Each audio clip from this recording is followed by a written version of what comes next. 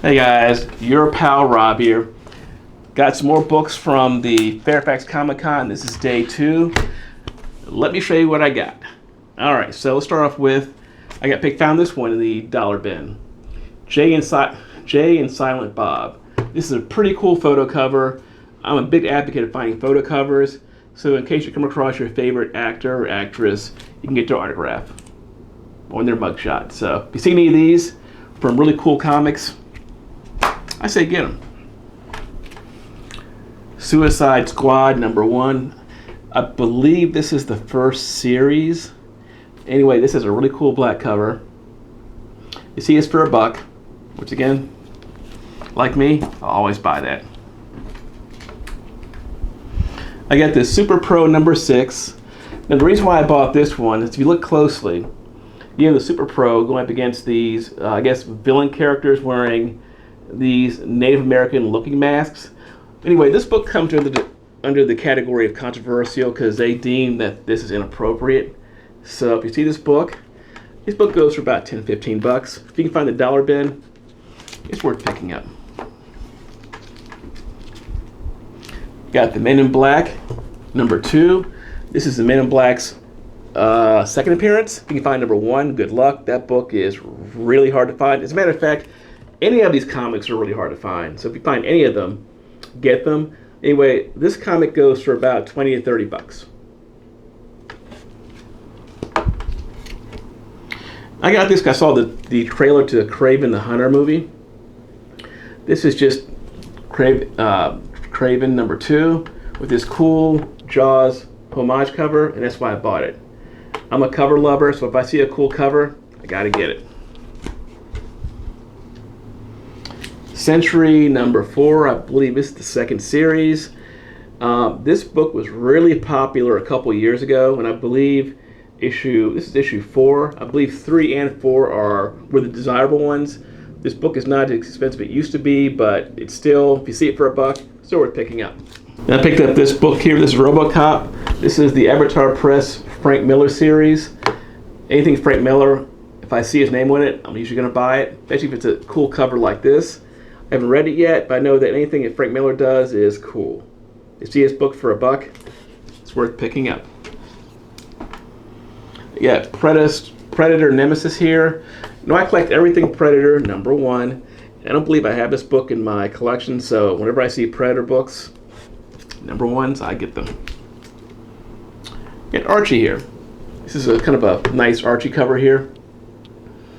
Anytime I come across a nice looking Archie book, I gotta get it. And also anything with a bikini cover on Archie. If you're a reseller, these books do sell pretty well. Archie with a fun cover. This book right here, this is Archie 601, and the reason why I bought this book, it does have the cover with Archie and Veronica getting married, but that's not the reason why I bought it. This book actually has, inside the front cover, if you see right here, this actually has the first, I guess, as an advertisement, but in comic, of Cad Bane. Now, is this his first appearance? No.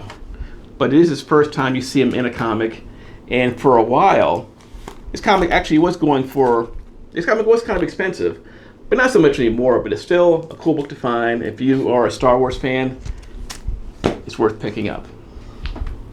Okay, Legion #4, Legion 89 #4. The reason why I got this book is this is Lobo's first appearance outside of Omega Men.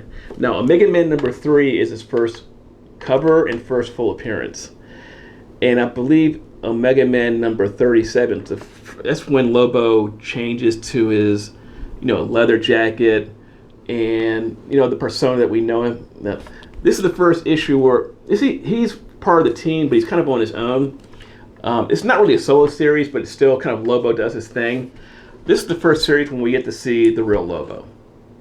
And also, this is also the series where we find that Lobo has pretty cool powers. He's able to replicate himself and other things too. We learn more about Lobo in this issue here. So if you see this issue for $1, will it ever be worth anything? I don't know, but still cool to find. Lobo's Paramilitary Christmas. This is a very special issue. This is really about the story. This is an issue where I believe the Easter Bunny, who's jealous of Santa Claus, hires Lobo to take him out. This is one of the funniest stories you'll ever read. This to me is almost like a cult classic story. So if you see this one for $1, I suggest you pick it up. Then we have the Lobo Convention Special #1. This is a one-shot. And the reason why I bought this one was because this one's just not always easy to find. So if you're a Lobo fan, get this one. Then we have the Fantastic Four Doom covers. Now, from what I've heard, people are talking about that Robert Downey Jr. is coming back in his next series as Dr. Doom. So as a result, any Doom cover you come across like this one is really becoming hard to find now. Pretty much any cool Doom covers you come across are hard to find because Doom's coming. So if you see anything with a cool Doom cover like this one, or maybe this is Fantastic Four 361, these books are becoming harder and harder to find, and I think they'll be even harder because people are going to want to buy Doom covers. So if you see any of these, especially the cool ones, like this, for example, I think they're worth picking up. Oh, and this one right here too. This is Iron Man Legacy of Doom, issue 4. Wish I had 1 through 3, but I only have this one. So whenever I see an interesting Doom cover especially with Iron Man, get it.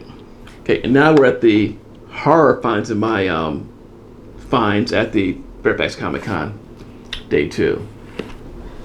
#1. This is The Maniac in New York, #1.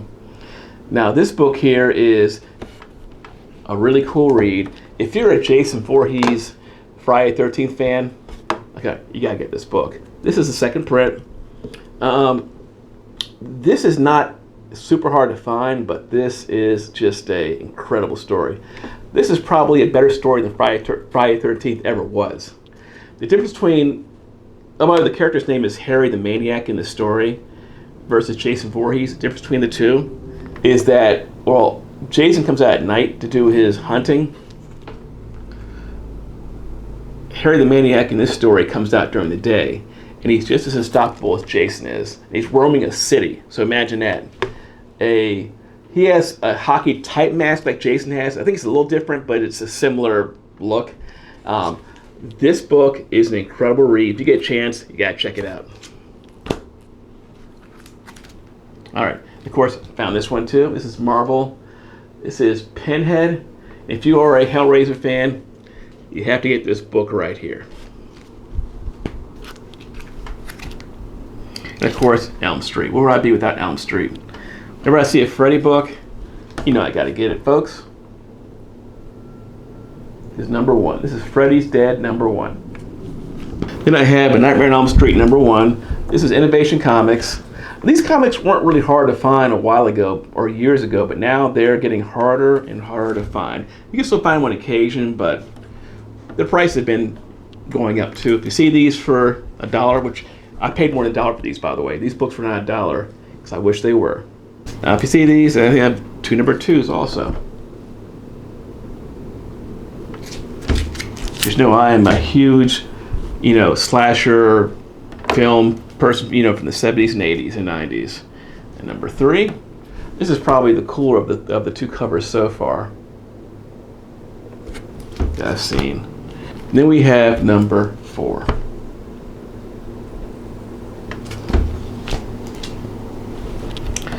And what do we have here? Oh, by the way, folks, just to let you know, according to the Key Collector, Garth Ennis is supposed to be doing a screenplay for one of his comics coming out. I'm not sure when it's coming out. I saw there's a rumor that there's also a SMI financing his screenplay, although there is no development or any kind of I've heard, it's just according to Key Collector. The Cross series, I think the original series comics, have gotten really hot because of that rumor so far. Now, just be cautioned, this is all rumor. If you can find these in the dollar bins, grab them. Anyway, I think the original series 1 through 10, and also I think with Badlands, the last 10 issues, like 90 through 100, those are hard to find. Anyway, these books right now are selling, at least this, I think this is zero.